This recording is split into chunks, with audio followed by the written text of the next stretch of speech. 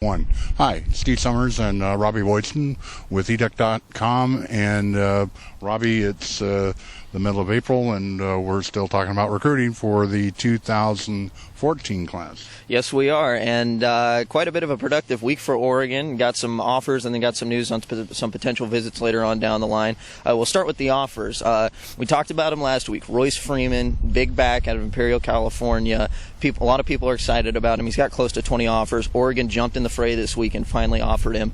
Again, 6'1", 220. He's a big physical back, and if you watch his tape, what really stood out to me was for a guy as big as he is, he runs in between the tackles very well, but he has incredible footwork for a kid his size. He's very, I don't know if light on your feet is the best way to put it, but he's just got his cut ability. He makes people miss, and that's something I did not expect really to see from a player his size. So that was something that really really did stand out to me, and something that Oregon, I'm sure, will likely covet in further recruiting him.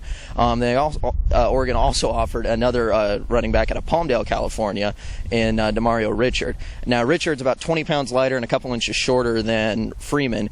But he's a quicker back, and he runs through the tackles pretty well. He's tough to bring down for a guy. He's got good size, but not, he's not Freeman size. And I asked Greg Biggins, our national analyst, what he thought of him. Just saying, he has great acceleration, great speed, and he's got great cut ability. He makes people miss in the open field, great field vision. But he said what stood out to him was that he didn't expect him to be as big as he was. He expected him to be around the 180 range. He showed up and he was around 200. So he's a bigger back. Again, tough to bring down if you watch this film. I encourage you all to go check those out. And also, we talked about last week, Henry Mondu, a Portland, Oregon prospect out of Jesuit. He finally got his offer.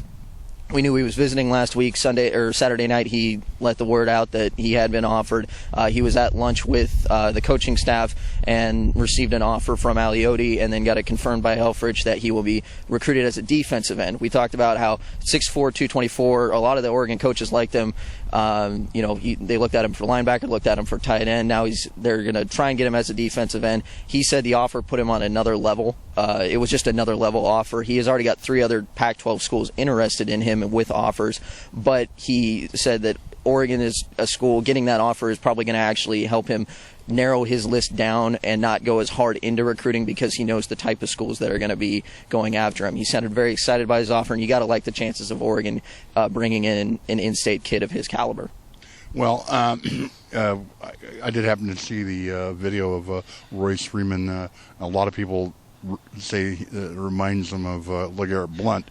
I thought the same thing. He's just a very big back. I mean, obviously, when he gets into college, he'll probably put on a little bit more weight, but he just bursting through the hole. He's got a lot of his acceleration is another thing that stood out to me, and that's something that Blount had a very good. He was very good at accelerating when he burst through the hole. He would break off 40-yard runs and make it look easy for a guy his size, and Freeman has that ability, but Freeman also has this kind of the cut ability, the ability to kind of move anywhere he wants on the field with his field vision, that I think is something that is an added asset when you're comparing him to a player like Blount. Well, not only are there some running backs that have popped up, but you also talked to some big linemen this week. Yes, I did. I talked to Orlando Brown, who, not your typical Oregon prospect. He's 6'7", 300. He's down to 335 now, based on what I'm reading, but they have him listed upwards at 345. He's an offensive tackle. His dad is the late Orlando Brown Sr., played in the NFL. He, again, not your typical Oregon prospect given the system that they run, but he actually told me that he's intrigued by that system because he sees it in the NFL. He's seeing more teams kind of use plays and packages that Oregon typically runs, and he said he'd like to be a part of that. Now, he's got a huge offer list. He's got over 40 schools interested in him, but it says a lot that out of all those schools, he's only visited a couple of them, and he really does want to come out to Oregon, a school out in the Northwest. He said he wants to try and get out here this summer, and he's got a long history with the Oregon coaching staff. They've been scouting him, he said, since his freshman year. He had a lot of contact with Kelly's staff. He says he's not getting as much right now, but he hopes that when he gets out to Oregon in the summer, that'll pick up. But again, he's a kid that if you go watch his tape, he's a man amongst boys on the field. He's very hard to not find on the field, and he's got great blocking ability. He says he's working on his body type, he's working on his footwork and stuff to kind of, get his pace up. And I know a lot of people will question, how can a guy that big thrive in Oregon system? But Oregon, a lot of schools, you got to look at it. The SEC's won 7 consecutive national championships, and how do they do it? They have players like Orlando Brown, players his size, player his caliber, and he even said, Cal's interested in him, SC's interested in him, and he knows that those type of schools, they want to get those players from the SEC country to compete with the SEC schools in preparation for, should they face off with them in a title game, should they face off with them early in the season. They want to be competitive, and so definitely to keep your eye on with Oregon. Well, a lot going on. Obviously, there's still players coming in and visiting Oregon. Some we know about, some we don't know about. But that's all part of recruiting.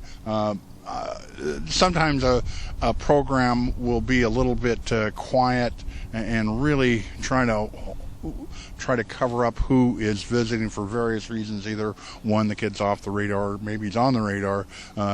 In Oregon's case, it sure seems like there are times if they show interest in a player, then all of a sudden everybody else shows interest in him also. Yeah, and that's part of the process of becoming a top 5 national program and becoming a program that, everybody covets, even the players. We've heard in radio interviews, especially over the last couple of years, there's very few players around the country that aren't interested in Oregon. These kids grew up with the Dennis Dixon era team, the Chip Kelly era led teams, and so that's what they know of this program, and they know that Oregon's on the up and up. Everybody talks about the facilities. Everyone knows they're second to none. The Nike Association also really provides a boost.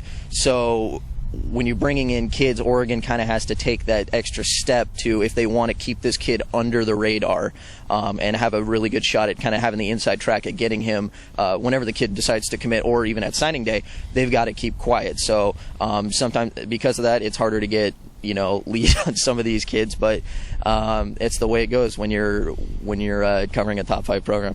Well, obviously there's still a lot to go. The spring game is about 2 weeks from today, in fact. Yes. So you and I will be in Eugene for the spring game. Yes, we will. So until we'll meet again here in this location next week. And so for Robby Boydstun, this is Steve Summers with educ.com.